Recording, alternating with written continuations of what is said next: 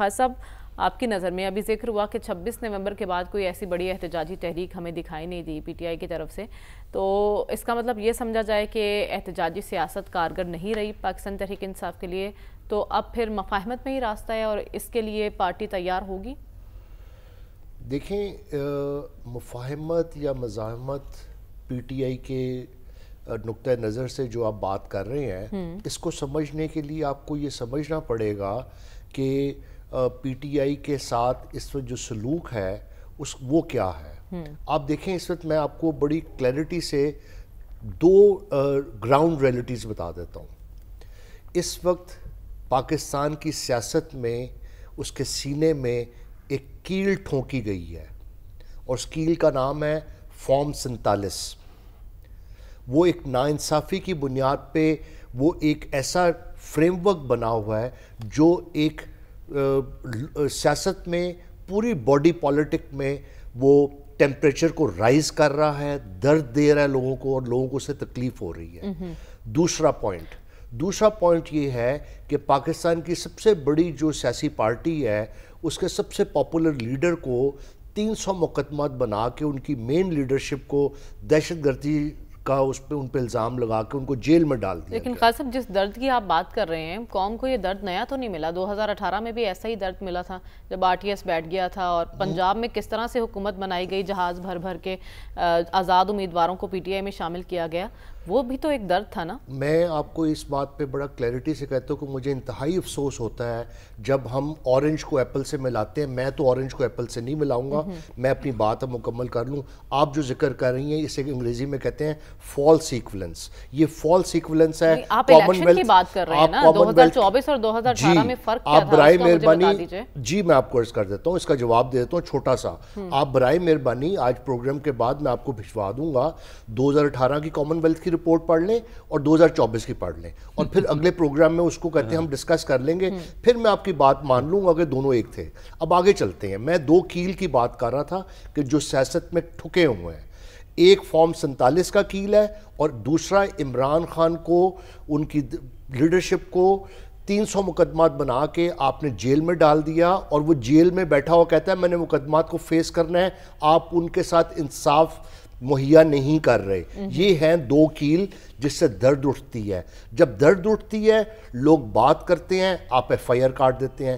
جب درد اٹھتی ہے، بخار ہوتا ہے، وہ سڑک پہ آتے ہیں، آپ لاٹھی چلاتے ہیں، ان کو جیل میں ڈال دیتے ہیں۔ جب وہ احتجاج کرتے ہیں تو پھر ان کو گولی لگتی ہے۔ یہ ہے اس وقت آپ کا نظام۔ اس نظام میں پھر آپ کہتے ہیں پی ٹی آئی مزاحمت کرے یا مفاہمت کرے۔ اب آپ کو میں بتا دوں کہ پی ٹی آئی نے مفاہمت کب کی۔ دیکھیں، جس دن پی ٹی آئی نے گنڈا پور کو چیف منسٹر بنایا تھا، وہ ایک مڈل کورس وہ مینٹین کر رہے تھے کہ بیک ڈور پہ گفتگو بھی ہو جائے گی اور ہم بات چیت بھی کریں گے اور ریزسٹنس بھی کریں گے۔ ان کو ریزسٹنس کس بات سے ہے؟ ان کو جواب کیا ملتا تھا، میں آپ کو بتا دیتا ہوں، یہ انفارمڈ خبر بتا رہا ہوں۔ ٹھیک ہے، ہم آپ سے گفتگو کر لیتے ہیں، لیکن آپ نے 5 سال کے لیے خاموش رہنا ہے۔ یہ نوکر اور چاکر کا نظام، یہ آقا اور غلام کے نظام میں آپ نے غلام بن کے رہنا ہے۔ اس پہ بانی نے کہا نہیں، اور اب ایونچولی جو سہیل افریدی ہے وہ آؤٹ کم ہے اس کی، جو آپ نے ریزسٹنس شو کی، آپ نے یہ شو کیا کہ ہم ہی حکمران ہیں۔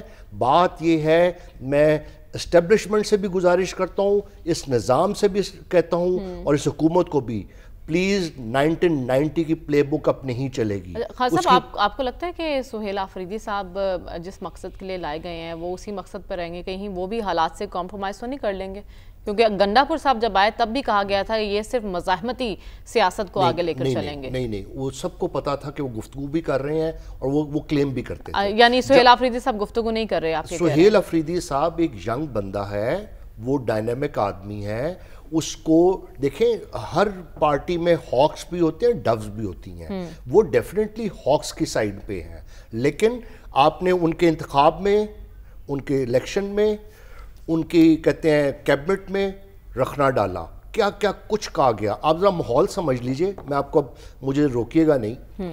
ایک اس وقت پاکستان کے بہت ہی سینئر اینکر ہیں، بہت ہی قابل احترام ہیں، اور ایک بہت ہی ینگ اینکر ہیں، ینگ تو نہیں، ان کو منا کہتے ہیں، ان کی گفتگو سنیے. وہ کہتے ہیں کہ یہ حکومت 5 سال کے لیے کچھ کر لو, کچھ نہیں ہونا. مجھے افسوس یہ ہوتے ہیں سینئر بندے سے کہ کم از کم فارم 47 کی بھی تو بات کرتے تھے. پھر کہتے ہیں 26 نومبر کا جو خوفناک کام تھا اس سے بڑا خوفناک کام ہو سکے گا. I am word.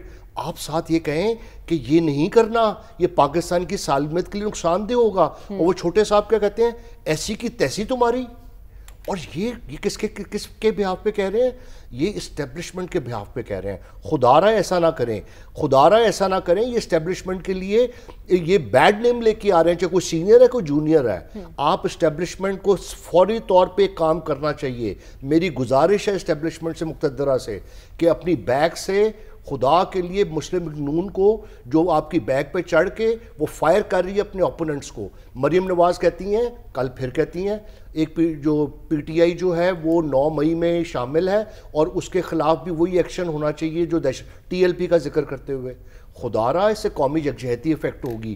یہ مریم نواز صاحبہ, اس کے جواب میں سہیل افریدی نے کیا کیا جب آپ مرکز نے جعلی ایک فوٹیج چلا دی کہ جی وہ 9 نومبر پہ تھے, انہوں نے کمیشن بنا دی ہے, جوڈیشل کمیشن. اب میں آپ کو رائے دیتا ہوں, لیکن آپ کو نہیں لگتا کہ جو بھی اقتدار میں ہوتا ہے وہ ایسی گفتگو اور اس کا طرز عمل ایسا ہی ہوتا ہے؟ کیونکہ ہم نے خان صاحب کو بھی دیکھا تھا جب وہ اقتدار میں تھے, ساری اپوزیشن دیوار کے ساتھ لگی ہوئی تھی, ان پہ بھی مقدمات تھے, وہ بھی جیل یاترا پر جا رہے تھے. تو جو بھی حکمران آتا ہے ہم نے تو ایسے ہی دیکھا ہے کہ کسی کو رحم دل یا اپنی اپوزیشن کے ساتھ فرینکلی نہیں دیکھا. نہیں, میں پھر آپ کو کہوں گا کہ دونوں میں بہت فرق ہے. میں جملہ پورا کر لوں کہ اب مریم نواز صاحبہ کو چاہیے کہ ورنہ ان کی جو گفتگو ہے اس کو گندی سیاست کہا جائے گا. اب آپ امیجیٹلی کریں, جو اختیار ولی نے فوٹیج چلائی ہے اس پہ وہ جوڈیشل کمیشن بنا دیں تاکہ جھوٹ اور سچ کا دودھ اور پانی کا پانی ہو جائے. پتہ لگ جائے سہیل افریدی اگر کہتے ہیں 9 مئی والے معاملے میں تھے تو ساری دنیا کو پتہ لگ جائے گا.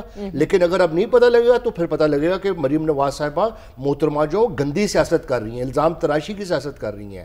آپ کو بھی سہیل افریدی کی طرح ایک فورن جوڈیشل کمیشن بنانا چاہیے. انہیں ریڈیو پاکستان پہ جو اٹیک ہوا, میں بہت خوش ہوں. مجھے خوشی یہ ہے کہ جنہوں نے ہمارے تنصیبات پہ, فوجی تنصیبات یا قومی تنصیبات پہ اٹیک کیا, وہ دودھ کا دودھ پانی کا پانی ہونا چاہیے.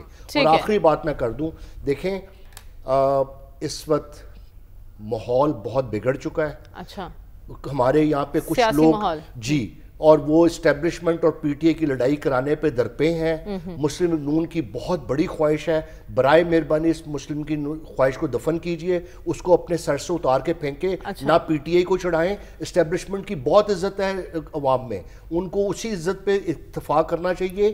یہ جو سر پہ چڑھایا ہوا ایک پارٹی کو, اس کو اتاریں اور خدا کے لیے گفتگو کا فائدہ کریں. اور اس سے یہی ہوگا کہ وہ دونوں کیل جو میں نے کہے ہیں وہ باہر نکال لیں باڈی پالیٹکس سے. جب تک وہ کیل ٹھکے رہیں گے لوگوں میں درد, پین اور نفرت بڑھتی جائے گی. ٹھیک ہے, آپ کی گفتگو سے ہمیں درد کا اندازہ ہو رہا ہے. خان صاحب, آپ کی نظر میں ایک تو اس معاہدے کی اہمیت کیا ہے, اور دوسرا کیا پریشان کن بات ہے کوئی اس میں پاکستان کے لیے, یا پیغام کوئی چائنا کے لیے؟ جی, آپ کے دوسرے کویسچن کا جواب میں پہلے دے دیتا ہوں. پریشانی پاکستان کے لیے نہیں ہے, پھر پریشانی ہمارے انتہائی محترم پرائم منسٹر شہباز شریف صاحب کے لیے ہے کہ انہوں نے جو تعریفوں کے پل باندھے ٹرمپ صاحب کے, اور اس کی وجہ صرف یہ تھی کہ پریزیڈنٹ گورنمنٹ کو گھر پہ لسٹ میں سی نہیں. انہوں نے سمجھا کہ ٹرمپ صاحب کی اپروول مل جائے گی تو ہمیں 5 سال مل جائیں گے. وہ کیا ہوا, وہ ساری بہہ گئی. آپ نے ان کو مین آف پیس کا, اگر خدا نہ خواستہ کل ہماری انڈیا سے جنگ ہوتی ہے اور اس میں انڈین امریکن اکوپمنٹ یوز ہوتا ہے, تو کیا پریزیڈنٹ ٹرمپ پھر بھی مین آف پیس ہوں گے؟ تو یہ لیسن شہباز شریف صاحب کے لیے ہے کہ ڈپلومیسی اسے کہہ لیں یا خوشامد کہہ لیں, اس کا فرق نہیں پڑتا. اصل بات ہوتی ہے اسٹریٹجک تعلقات. اب آ جائیں جو آپ کا پہلا کویسچن تھا, میں اس کو ذرا سیریس نوعیت کا سمجھتا ہوں کیونکہ میں نے اس کو ڈیٹیل سٹڈی کیا لاسٹ 2 ڈیز میں.